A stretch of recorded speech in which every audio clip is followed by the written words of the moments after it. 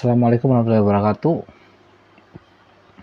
Pertama-tama saya meminta maaf pada Pak Ustadz Farhan karena keterlambatan tugas ini. Bukan hanya terlambat, bahkan sudah 2 minggu lamanya saya belum mengirimkan saja tugas UAS ini. Saya adalah mahasiswa Studi GNU Indramayu semester 3. Saya akan jawab tugas video ini di mana saya akan membacakan pertanyaan dan menjawabnya. Yang pertama adalah, menurut Anda, bagaimana peran dan fungsi media dalam memaksimalkan dakwah? Jawaban saya, Pak Farhan, karena ini tidak dijelaskan ya media apa gitu ya, atau berarti kan tidak dikhususkan. Media adalah sebuah alat, perangkat atau perantara dalam melakukan sesuatu. Bahkan di zaman Rasulullah juga ada banyak media yang digunakan untuk melakukan dakwah. Salah satunya seperti menggunakan azan untuk memanggil orang-orang untuk sholat, membangun tempat ibadah khusus untuk umat Islam yang dinamakan masjid, kan? Diplomasi politik, dan lain sebagainya.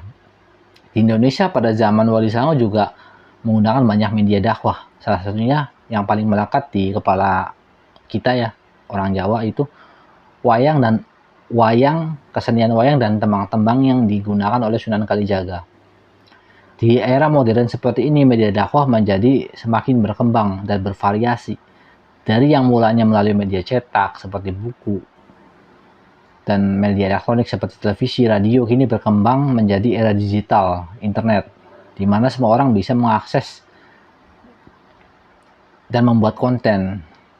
Dulu televisi, radio, media cetak hanya bisa diakses oleh beberapa orang. Namun dengan hadirnya internet, semua orang bisa mengakses, bisa berdakwah gitu. Dengan sasaran dakwah yang sangat luas gitu. Jadi sudah menjadi kewajiban bagi seorang muslim untuk menyampaikan pesan kebaikan gitu. Pertanyaan nomor 2. Bagaimana peran dan fungsi sastra sebagai wasilah fikih dakwah?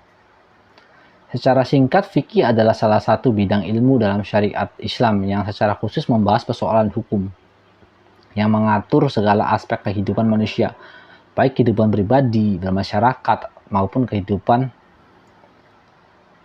atau hubungan manusia dengan Allah Subhanahu wa Ta'ala.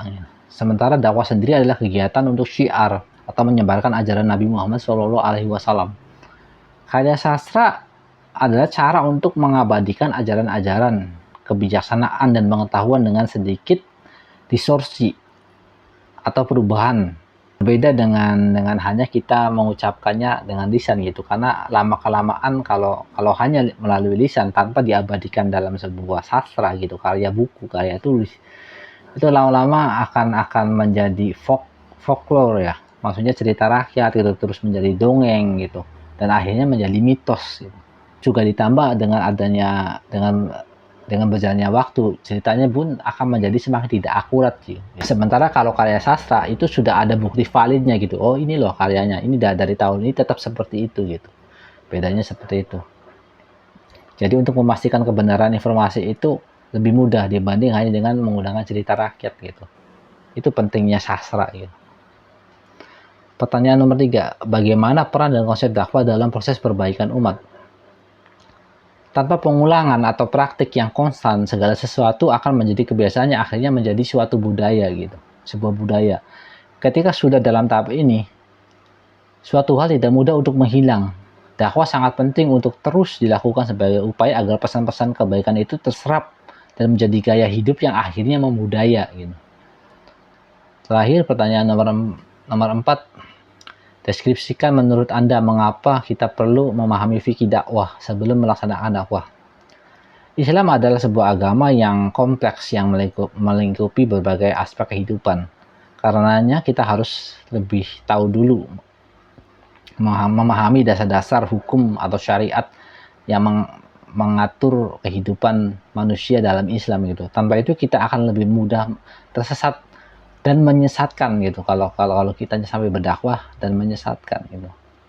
Terima kasih. Sekian video fikih dakwah kali ini, tugas kali ini. Dan sekali lagi saya mohon maaf Pak Farhan karena keterlambatannya. Wassalamualaikum warahmatullahi wabarakatuh.